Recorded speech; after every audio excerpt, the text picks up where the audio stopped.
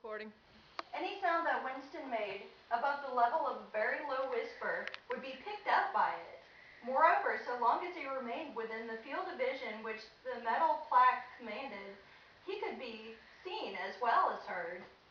You had to live, did live, from habit that became instinct, in the assumption that every sound you made was overheard, and except in darkness, every movement scrutinized.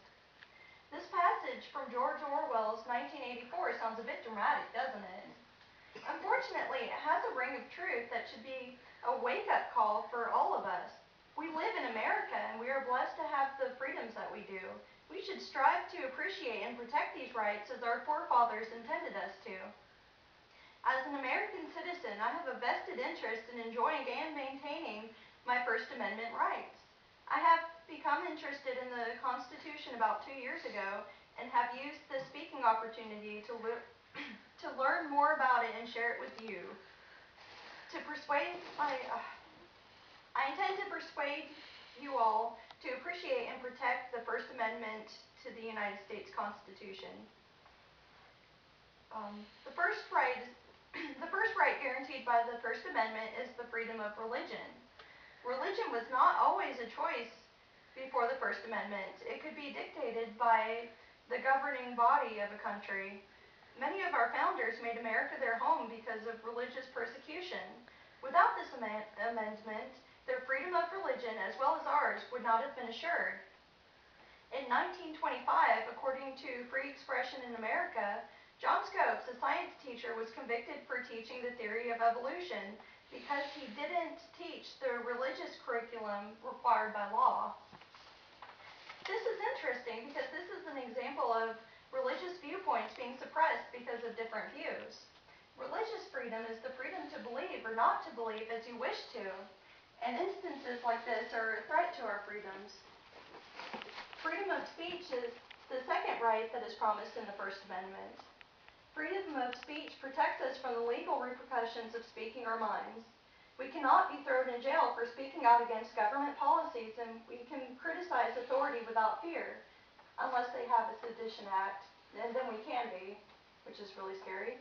According to Bruce Berry in his book Speechless, our speech is governed by societal norms and mores and that consequences we face for speech are social. Therefore, we do not need governmental control of speech. It's self-regulating. Let's see. Thomas Emerson, a law professor, is considered one of the most influential free speakers of the 21st century, and he believed that free speech was essential for personal learning because it could challenge erroneous information, and without challenging what is considered fact, we never learn anything new.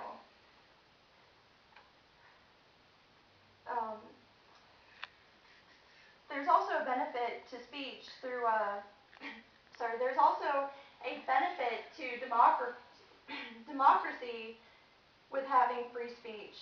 American citizens are able to speak out against policies that they don't agree with, and they are able to let government officials know what we actually want as opposed to what their agenda is. The First Amendment's third guarantee is the freedom of the press. This is so important because it protects us from government censoring of news stories that allow for that could create media bias. This particular item in the First Amendment is sometimes at risk, particularly in times of war.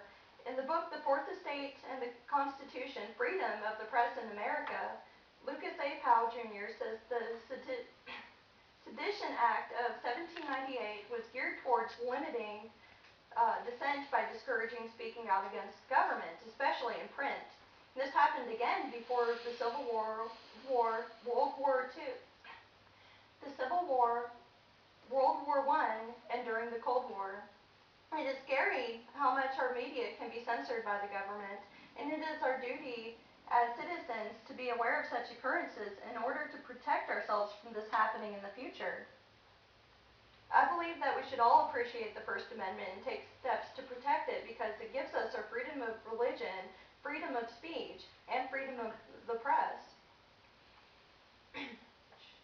I've told you what the First Amendment is and what it does for our freedom, and I've also shown you a horrifying glimpse of a future without the First Amendment. It is up to you now to preserve these rights by standing up against any and all threats to our First Amendment. When you leave today, I want you to say what you want, listen to what you want, and believe and worship as you wish to.